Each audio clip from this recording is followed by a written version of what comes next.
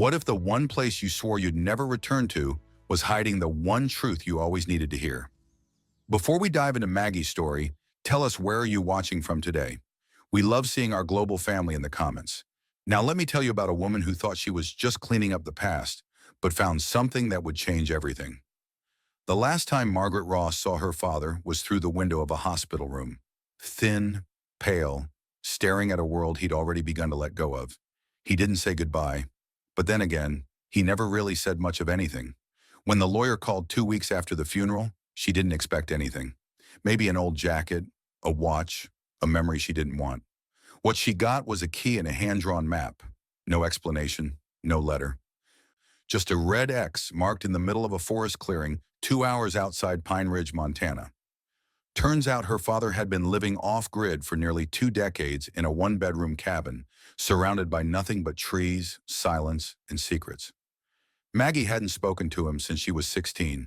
She'd carried years of grief like a locked box. Now she held the key to something she didn't ask for and wasn't sure she wanted. The drive up to the cabin took longer than expected, with 7-year-old twins Emma and Jake fidgeting in the back seat of her aging SUV. The road wound through dense pine and aspen trees, some so close their branches scratched along the sides like fingernails across old wounds. There were no signs, no mailbox, no path, just the faint remnants of tire tracks disappearing into a forest that looked like it had forgotten people ever existed. "Mommy, when are we going home?" Emma's voice carried the weight of too many unanswered questions. Home. The word stung. They didn't have a home anymore. Not since the divorce. Not since her ex-husband's family had used their expensive lawyers to strip away everything she'd worked for. The house with its white picket fence and carefully tended garden. The reliable sedan she'd bought with her first promotion. Even the college funds she'd started for the twins, nickels and dimes saved from her teacher's salary. All gone in a whirlwind of legal documents and broken promises, leaving her with 3 suitcases, a broken heart, and a key to a place she'd sworn she'd never return to. "Soon, sweetheart," she whispered, though she didn't know what home meant anymore. In the rearview mirror, she could see Jake clutching his stuffed elephant, the one constant in a world that had shifted beneath their feet like quicksand. She followed the map in the passenger seat, watching for the small rock outcropping her father had sketched like a child would draw a mountain. When she finally saw it, she cut the engine and let silence press against the windows like a living thing. She sat there for a while, fingers resting on the key in the ignition, eyes fixed on the cabin just ahead. It was smaller than she imagined, swallowed by the enormity of the forest around it. One story, weathered wood darkened by years of wind and snow and rain that left their marks like scars on its surface. The front porch sagged slightly under the weight of time, and the tin roof was half covered in fallen leaves that rustled with each breath of wind. It didn't look haunted. It looked tired, like something that had been holding its breath for far too long. When Maggie stepped inside, the air hit her like a memory she couldn't quite place. Old paper, wood smoke, and something faintly medicinal, like menthol or dried herbs her grandmother might have kept in mason jars. The windows were dusty but unbroken, spider webs catching the afternoon light like nature's own lace curtains. Sunlight filtered in through slits in the shutters, casting long, thin shadows on the plank floor that seemed to point towards secrets she wasn't ready to discover. The furniture was sparse, each piece worn smooth by use and time. A rocking chair by the fireplace, its seat polished to a deep mahogany by countless evenings of solitude. A small table with one chair, set as if expecting company that never came. A narrow bed pushed into the corner, its quilt faded but clean, as though someone had been caring for this place long after its owner was gone. And a wood stove that looked like it had been patched one too many times, each repair telling its own story of winters survived and warmth shared with no one. On the wall hung a faded photograph of a mountain range she couldn't quite place, and above it, a simple hand-carved sign that made her throat tighten. "Do not forget what is real." Next to the kitchen sink sat an old cassette recorder, the kind with a red record button and built-in microphone, as if someone had just finished using it and stepped away for just a moment. Emma and Jake huddled close to her, their small hands clutching her jacket like anchors in an uncertain world. "It's scary, Mommy," Jake whispered, his voice barely audible above the settling sounds of an old house adjusting to new visitors. "It's just old, baby," Maggie said, though something in her chest tightened with each creak of the floorboards beneath their feet. "We'll make it better. We'll make it ours." But even as she said the words, she wondered if this place would ever truly belong to anyone, or if it would always be haunted by the ghost of a man who had chosen solitude over family, silence over explanation.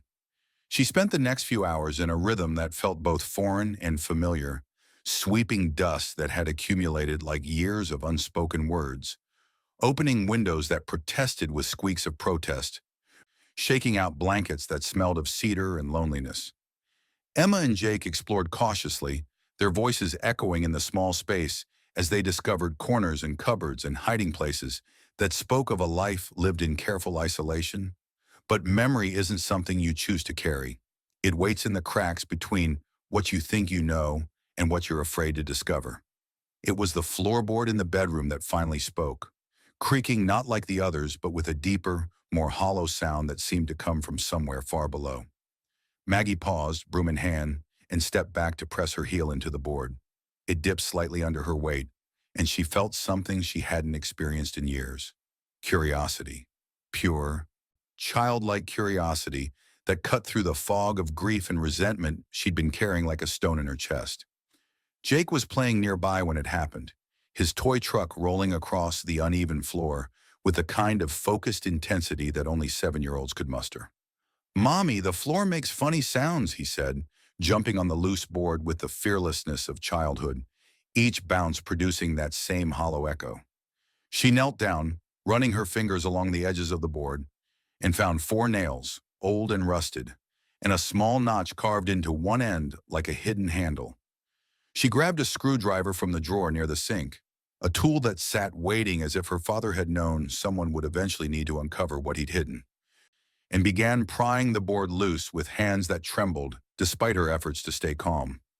Beneath the floorboard was a small, narrow compartment, no bigger than a shoebox but lined with cedar to protect whatever treasures lay within. Inside, wrapped in oilcloth against the dampness of years, was a bundle of yellowed letters tied with fraying string, and a wooden box about the size of a jewelry case, carved with the initials M.R.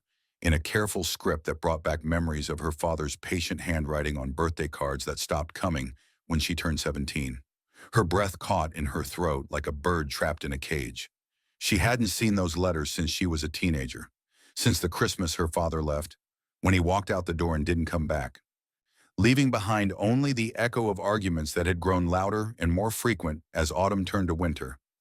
She remembered writing them in her room, scrawling his name across the envelopes with handwriting that shook with anger and hope in equal measure. Too angry to be tender, too hopeful to give up entirely. She never mailed them. She had tossed them in a shoebox under her bed, planning to send them when she found the right words, the perfect combination of hurt and love that might bring him home. A week later, the box was gone. She thought her mother had thrown them away in one of her cleaning frenzies, but here they were. He'd kept them, every single one. Her hands shook as she opened the wooden box with the reverence of someone handling something sacred. Inside was a folded photograph that stopped her heart, her at age 7 on her father's shoulders, both of them laughing at something beyond the camera's view, her hands tangled in his hair, as if she could anchor him to that moment forever. She didn't remember when the photo was taken, but the joy in both their faces was so pure, so untainted by the years of silence that would follow, that it must have been real. Under the photo was a cassette tape labeled in thick, clumsy handwriting that she recognized despite the years between then and now. "For Maggie, when I'm gone." She stared at it for what felt like hours, though it could have been minutes. Time seemed suspended in this place, as if the cabin existed in its own pocket of existence, where past and present could coexist without explanation. Emma and Jake had fallen asleep on the old couch, exhausted by the day's upheaval and the mountain air that seemed to carry whispers of stories waiting to be told. The cabin felt different now, expectant, like a theater before the curtain rises. She picked up the recorder from the kitchen counter, inserted the tape with hands that had stopped trembling, closed her eyes and pressed play. The hiss of static filled the cabin like white noise from another era, And then his voice emerged from the speakers, rougher than she remembered, slower, weighted with years of things unsaid. If you're hearing this, I guess I couldn't say it out loud. I never was good at that. She swallowed hard, her throat tight with emotions she couldn't name. I know you hate me. Maybe you always will, and maybe I deserve that. But I never stopped loving you. Even when I didn't know how to show it, even when I was too broken to find my way back to you. The sound of a chair creaking came through the speakers, and she could picture him sitting in that rocking chair by the fireplace, searching for words that had always been easier to write than speak. I ran because I was scared of what I was becoming, of what I couldn't fix in myself, and because I thought you'd be better off without a father who couldn't keep his promises or his mind straight. A pause, the sound of him swallowing, gathering courage for what came next. But I watched, not in person, because I didn't have the right anymore. But I kept track. I read every letter you wrote, every word. I saw your picture in the local paper when you won the debate championship. I knew when you graduated, when you got married, when the twins were born. I built this place hoping that someday you'd come back here and know I never forgot you. Not for one damn day. Then silence, broken only by the soft click of the recorder stopping, and Maggie sat there on the floor of her father's cabin, alone in the quiet hum of the forest, tears slipping silently down her face. She didn't cry because he was dead. She cried because, for the first time in 16 years, she realized he hadn't left her behind. He had just never learned how to stay. Have you ever discovered something that completely changed how you saw someone you loved? Share your experience below. These moments of revelation shape us in ways we never expect, unraveling the stories we've told ourselves and replacing them with truths we weren't ready to hear. That night, she didn't sleep in the bed that smelled of cedar and solitude. Instead, she lay on the floor right above the hidden compartment with a blanket wrapped around her shoulders and the cassette recorder resting on her chest like a talisman against the darkness. Through the windows, the stars were bright and cold and unblinking, ancient witnesses to all the secrets the earth kept buried beneath its surface. Somewhere in the distance, an owl called out across the forest. Not mourning, not warning, just reminding that even in the deepest silence, some things remain alive. The morning after brought fog that clung to the trees like whispered prayers, thick and unmoving, as if the woods had decided to hold their breath for whatever revelations daylight might bring. Maggie made coffee over the wood stove, the kind that tastes more like memory than comfort, and sat on the porch with a blanket over her knees, watching the mist dance between the pine trees like ghosts made visible. She hadn't planned to stay long when she'd driven up that mountain road. Maybe a night, perhaps two, just long enough to clear out whatever remnants of her father's life needed clearing. But the cabin didn't feel like a place you could walk away from easily. Not anymore. It felt like it still had stories to tell, secrets to share, truths that had been waiting in the silence for someone willing to listen. Later that afternoon, driven by a restlessness that felt almost like hunger, she started cleaning out the rest of the house with the systematic determination of someone searching for answers she couldn't yet articulate. Behind the old wood stove, she noticed that the floorboards looked different from the others, slightly newer, sanded smoother, as if they'd been replaced or repaired with careful attention to detail. She knelt down, running her hand across their surface, and felt a thin crack between two planks where the wood didn't quite meet. One lifted easily under gentle pressure, revealing a deeper hiding place, a cache that had been carved out of the earth itself and lined with stones to keep out moisture and time. Inside was a metal lockbox, heavier than it appeared, with no key in sight, only a rusted latch and a faint engraving that made her heart skip. For when you're ready. She hesitated, her fingers hovering over the latch like someone about to open Pandora's box. Everything in her rational mind told her not to open it, that this container, whatever lay within its metal walls, represented the line between grief and something she might not find her way back from. But her hands moved with a will of their own, and the latch gave way with a soft click that seemed to echo through the cabin like a door closing on one life and opening onto another. Inside were several envelopes, each marked with dates that stretched over 20 years, like a calendar of missed connections and silent love. A small cloth pouch that contained a silver bracelet she hadn't seen since she was 12, the one her father had given her for her birthday before everything went wrong. And beneath it all, a stack of notebooks wrapped in twine, their pages yellowed but preserved, waiting for someone to discover the words that had never found their voice. Maggie opened the top notebook with the reverence of someone handling a sacred text. On the first page, in her father's careful handwriting, were words that stopped her breathing. "I was never brave enough to speak, so I wrote instead." They weren't diaries in any conventional sense. They were letters to her, written every week, sometimes every day, for 20 years.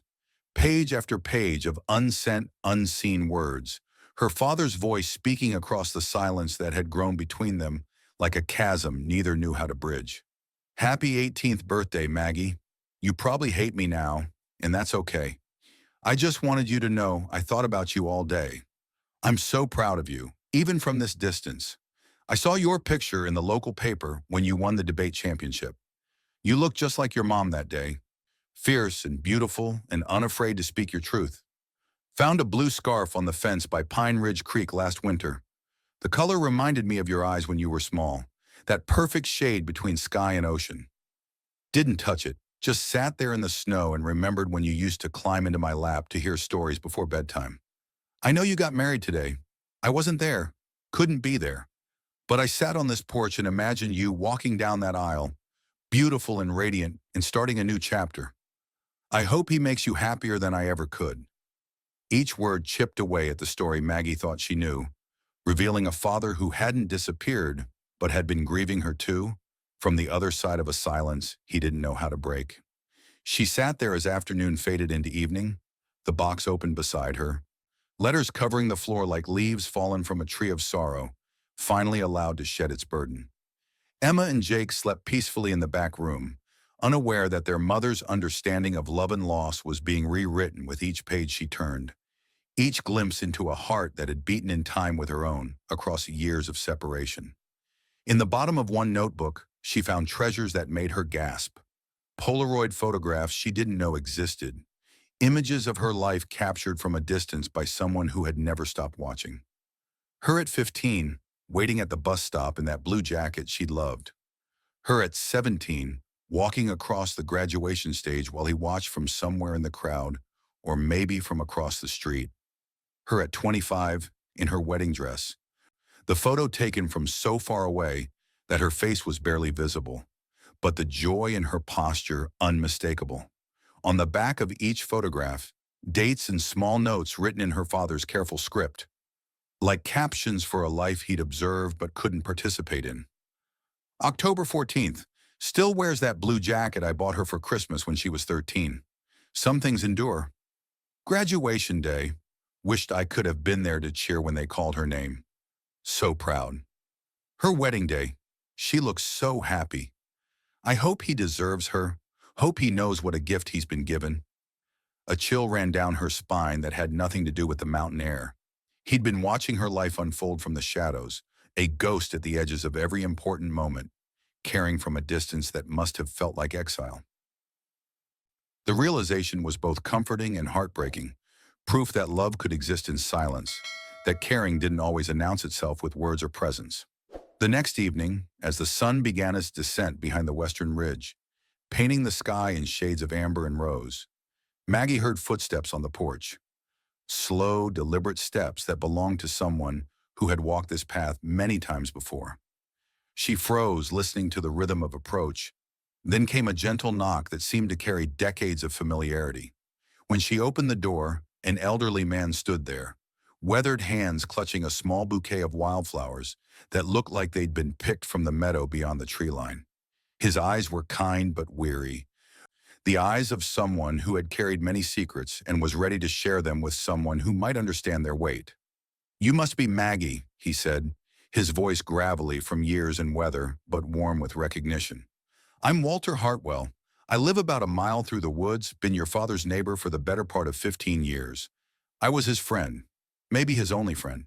She invited him in, made tea in cups that looked like they'd been waiting for exactly this moment, and listened as this stranger began filling in the spaces her father's letters couldn't reach. Walter was 78, a retired teacher who had moved to these mountains for the same reason her father had, to escape the noise of a world that had become too loud, too demanding, too filled with expectations he could no longer meet. "Your father was a good man," Walter said, settling into the rocking chair, as if he'd sat there countless times before, as if this cabin had been as much his sanctuary as it had been her father's. "Quiet as a church mouse, but good. He helped people, you know, more than he ever let on, more than anyone ever knew." "Helped people how?" Maggie asked, though part of her already suspected the answer. Walter's eyes grew distant, looking past her towards some memory that lived in the space between words. "Sometimes just staying alive is the bravest thing a person can do, and your father understood that better than most. There was a boy who came through here years ago, couldn't have been more than 18. Running from something terrible, you could see it in his eyes, that look of someone who'd given up on tomorrow." He paused, sipping his tea as if gathering strength for what came next. "Your father found him collapsed by the stream, half dead from cold and hunger and despair. Could have called the sheriff, could have sent him on his way. Instead, he brought him inside, fed him soup that probably saved his life, and let him sleep by that fire for 3 nights. Never asked questions, never demanded explanations. Just gave him what he needed most." "What was that?" "Hope. Hope and the knowledge that someone cared whether he lived or died. Told him that surviving another day was its own kind of victory, that the world needed people who understood darkness because they're the ones who could help others find light." Maggie felt something shift in her chest, a piece of the puzzle clicking into place with an almost audible sound. "The boy left on the 4th morning, but he sent a letter a few years later. Said your father had saved his life that week. Said he'd become a doctor because of what he learned sitting by that fire, listening to a man who understood that sometimes surviving is enough. Sometimes that's all the story we get to tell. Do you know his name?" "David. Your father kept that letter like it was made of gold. Proudest I ever saw him, knowing he'd made a difference when it mattered most. Sometimes the people we think abandoned us were protecting us in ways we never knew." Have you experienced this kind of revelation? Let us know in the comments. These discoveries change everything about how we see love and sacrifice, turning abandonment into a different kind of presence. Walter stayed until the stars came out, sharing stories that painted a picture of her father she'd never seen. A man who anonymously paid for groceries when families fell on hard times, who left firewood stacked on doorsteps before winter storms, never leaving a note, never expecting thanks, who talked a teenager down from the bridge over Pine Ridge Creek one terrible November night when the darkness felt like it might swallow everything good in the world. He never wanted credit, Walter said as he prepared to leave, pulling on a jacket that had seen many mountain winters. Said the doing was payment enough. Said helping folks was just what neighbors did for each other, even if they didn't know they were neighbors yet. After Walter left, walking back into the darkness with the sure step of someone who knew these woods like his own heartbeat, Maggie found the letter he'd mentioned, tucked between the pages of her father's final journal, like a bookmark in a story that hadn't ended, only transformed. It was from someone named David, dated just 2 years ago, written in the careful handwriting of someone who understood the weight of words. "Dear Mr. Ross, you probably don't remember me, but I'm the kid who showed up at your door in the winter of 2008, half dead and ready to give up completely. You took me in for 3 nights, fed me, and told me something I've never forgotten. Sometimes surviving is enough. Sometimes that's all the story we get to tell. I wanted you to know that I'm a doctor now, working in Seattle, helping people who feel the way I felt that week. I trace everything good in my life back to your kindness. Thank you for teaching me that broken things can still be useful, that endings can become beginnings if we're brave enough to let them. Your grateful friend, David." The truth was becoming clear, like morning fog lifting from the valley. Her father hadn't just been hiding from his own pain, running from demons she was only beginning to understand. He'd been quietly healing others, becoming the kind of man who saved lives in whispered moments that no one celebrated, in acts of kindness that left no trace except in the hearts of those who needed them most. Weeks passed in a blur of discovery and gradual healing. Maggie found herself staying longer than she'd planned, drawn deeper into her father's hidden world, like someone following a trail of breadcrumbs that led not to danger but to understanding. She renovated the cabin slowly, with Emma and Jake helping in the way children do. More enthusiasm than skill, but hearts full of the kind of joy that makes any task feel like play. The twins were changing too, their initial fear replaced by curiosity and a sense of belonging they hadn't felt since before the divorce shattered their small world. They built fairy houses by the stream with stones and twigs and leaves, learned to identify bird calls from a book they found on their grandfather's shelf, and asked endless questions about the man they'd never met but were beginning to love through the stories that emerged from every corner of his hidden life. "Grandpa sounds nice," Emma said one evening as they sat by the fire, the flames dancing shadows on the walls like memories made visible. "I wish we could have met him." "He would have loved you both so much," Maggie replied. And for the first time since arriving at the cabin, she truly believed it. She could see it now. Imagine him teaching them to fish in the stream, showing them where the wild strawberries grew, reading them stories in that rocking chair while the wind whispered through the pines outside. It was Emma who suggested it first, in the innocent way that children sometimes see solutions that escape adults entirely. "Mommy, this place makes people feel better, doesn't it? Like it made you stop being sad all the time." Maggie looked around the cabin, at the letters scattered on the table like pieces of a puzzle finally coming together, at the photograph of her father that no longer seemed like an artifact from a painful past, but a bridge to understanding, at her children playing peacefully for the first time since their world had been turned upside down. Emma was right. There was something healing about this place, something in the silence and the stories hidden in its walls, something that spoke to wounded hearts and offered them a chance to mend. The idea came slowly, like dawn breaking over the mountains, tentative at first but growing stronger with each passing day. What if this cabin, so full of silence and memory and hidden acts of love, could become a space where other people came to listen too?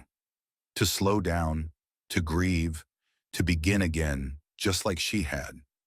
She built a simple website on her laptop, nothing fancy, just a photo of the woods and the stream and the cabin nestled among the trees like a secret waiting to be discovered, along with a message that came straight from her heart, a place to pause, to remember, to rebuild. She called it the Listening House, because that's what this place had taught her to do, to listen, to really listen, not just to words but to the silence between them, to the stories that lived in the spaces we thought were empty. Within a month, she had 5 inquiries. People who had found her website through means she couldn't trace, as if the internet had its own way of connecting those who needed healing with places that offered it. By the end of summer, her first guest arrived, a woman from Kansas, recently widowed, carrying grief like a stone in her chest and looking for a place to set it down, even if only for a weekend.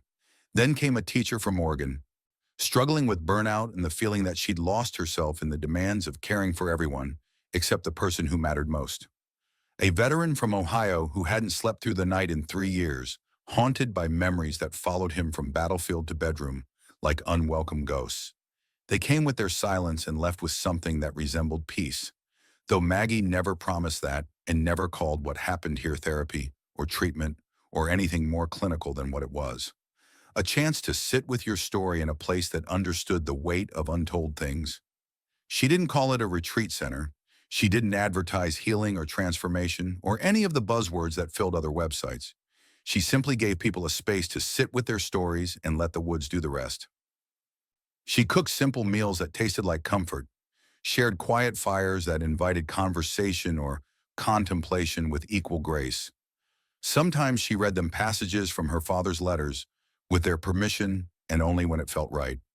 Sometimes she helped them write their own. And when they left, each guest placed a stone by the stream, like a promise or maybe a prayer, adding their mark to a growing monument of gratitude and remembrance that grew larger with each person who found their way to this hidden place in the mountains. One rainy afternoon in late autumn, when the leaves had turned to golden red and the air carried the promise of winter, Maggie received a letter with no return address. Inside was a single page, typed on official letterhead from a medical practice in Seattle. But the words were handwritten in careful script. "You don't know me, but I knew your father. My name is David Chen. He helped me when no one else would, when I had given up on everything including myself. He saved my life. I thought you should know that he mattered, that his kindness rippled out into the world in ways he probably never imagined. Even when he didn't think he did, he mattered. 3 days later, a car wound its way up the mountain road, moving slowly as if the driver was savoring the approach or gathering courage for what lay ahead. The man who stepped out was younger than she expected, maybe 34, with kind eyes and the confident bearing of someone who had found his purpose after wandering in the wilderness of uncertainty. He walked slowly toward the cabin, looking around at the trees and the stream and the small stone monuments that marked the places where other wounded souls had found peace, as if he was seeing not just the present moment, but layers of memory and meaning that existed beneath the surface. "You must be Maggie," he said when she opened the door, and his voice carried the weight of gratitude that had been 20 years in the making. "I'm David Chen. I think we need to talk." They sat on the porch in the gathering dusk, and David told her a story that changed everything she thought she knew about her father's final years, about the reach of kindness and the way love could travel across decades to find its way home. "I was 18, he began, his voice quiet but steady, like someone who had told this story before, but never to someone who needed to hear it as much as she did. Running from an abusive stepfather who had made my life a nightmare, sleeping rough, planning to end everything because I couldn't see any other way out. I'd been walking for days when I stumbled onto this property, half dead from cold and hunger and the kind of despair that feels like it might swallow your soul." David paused, looking out at the forest that was settling into evening shadow, and Maggie could see him remembering not just the facts but the feelings, the desperate hopelessness that had brought him to her father's door. "Your father could have called the police, could have sent me away. I was just some kid, probably looked dangerous, definitely looked desperate. Instead, he brought me inside, sat me by that fire, and fed me soup that tasted like salvation. For 3 days, he didn't ask questions. He just sat with me, this stranger who'd invaded his solitude and listened when I was ready to talk." "What did he say to you?"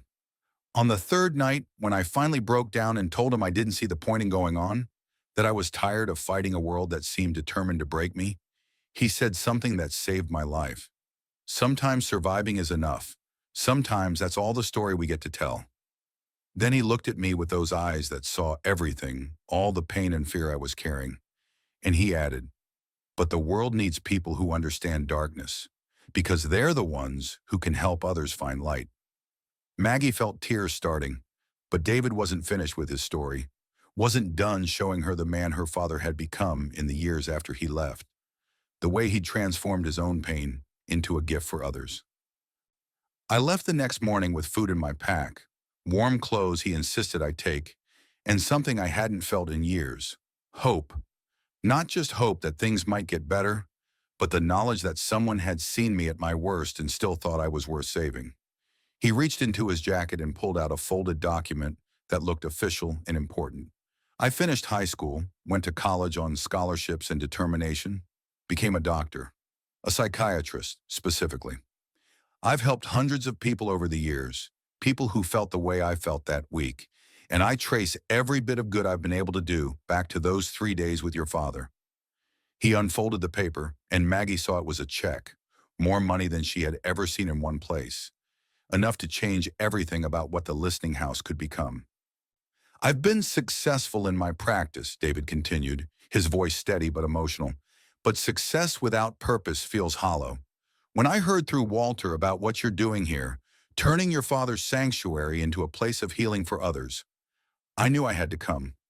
I want to help you expand this place, turn it into something bigger, something that can help more people.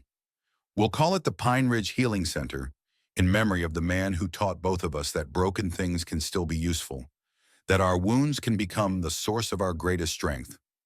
Maggie stared at the check, then at David, then at the walls of the cabin that had held so many secrets and were now ready to hold new stories of healing and hope. "He would have loved this," she said finally, her voice thick with emotion. "He would have loved knowing that his story didn't end with leaving, that it became the beginning of something larger." "It didn't end," David said gently, his words carrying the weight of absolute certainty. "It just changed form. Love doesn't end, Maggie. It transforms." The center grew slowly over the following months, carefully and deliberately, with the same attention to quiet healing that her father had shown in his hidden acts of kindness. They built additional cabins scattered through the woods, each one designed to offer solitude and peace while maintaining connection to the community of healing that was taking root in this mountain sanctuary. They hired counselors and spiritual directors, people who understood that healing happened as much in silence as in words, as much in listening as in speaking. Maggie became the heart of it all, the keeper of stories and the gentle guide who helped visitors understand that their broken places didn't disqualify them from beauty, but qualified them for it in ways that whole people could never fully comprehend. Emma and Jake thrived in this environment, learning empathy and resilience in ways that no classroom could have taught them. They became the unofficial greeters, showing new guests to the stream, teaching them how to stack stones in the ancient tradition of marking sacred places, sharing their grandfather's favorite hiding spots in the forest where wildflowers bloomed in secret meadows. Years passed, and the listening house became legendary in quiet circles, passed along by word of mouth among people who needed what it offered, but didn't quite know how to ask for it. Maggie never advertised in traditional ways, never promoted the center with flashy marketing or promises of quick fixes. She simply opened the doors and trusted that the people who needed to find them would, guided by the same mysterious force that had brought David to her father's door all those years ago. One evening in late autumn, as the mountains wore their coat of gold and crimson, and the first snow dusted the highest peaks, Maggie sat on the porch where her father had once rocked alone, carrying his secrets like stones in his chest. In her hands was the last letter she'd found, hidden in his final notebook, marked in his careful script, "For when she's ready to forgive me." The letter was longer than the others, written in the careful handwriting of someone who knew these might be among his final words. Someone who wanted to get everything right. "My dearest Maggie," it began, "if you're reading this, then you found your way home, and forgiveness has found its way to both of us. I know I hurt you by leaving. I know you spent years wondering what you had done wrong, why your father couldn't stay and fight for his family instead of running into the woods like a wounded animal. I need you to know it was never about you. It was always about me, about the sickness in my mind that made me dangerous to the people I love most."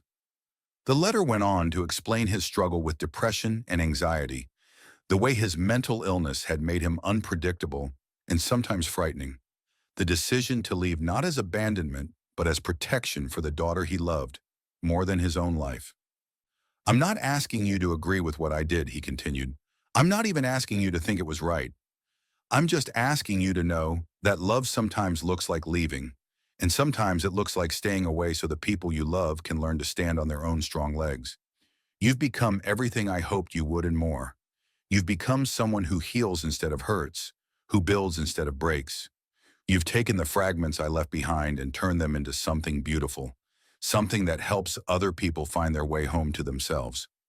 The ending was what made her weep with something that felt like joy mixed with sorrow, like the complex emotions that come when healing finally reaches the deepest wounds.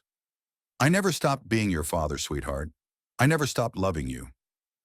I just became the kind of father who loved from a distance, who showed his love by staying away when staying would have caused more harm than help. But love doesn't end, Maggie. It just transforms. And you've transformed everything I couldn't be into everything the world needs.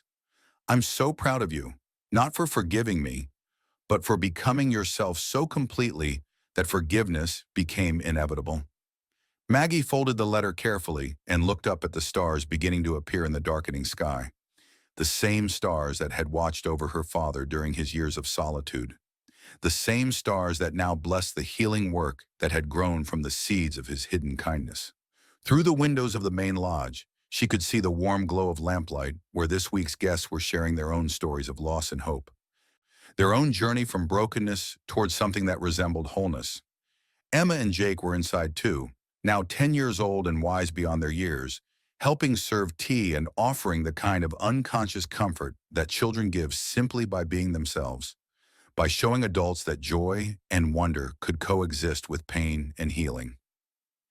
You didn't fail, Dad, she whispered to the mountains and the stars and the wind that carried her words into the forest where they might find their way to wherever love goes when the people who carry it are gone. You planted seeds in secret places, and now they're growing everywhere. Your story didn't end with leaving. It began with staying away long enough for me to become who I needed to be to carry it forward.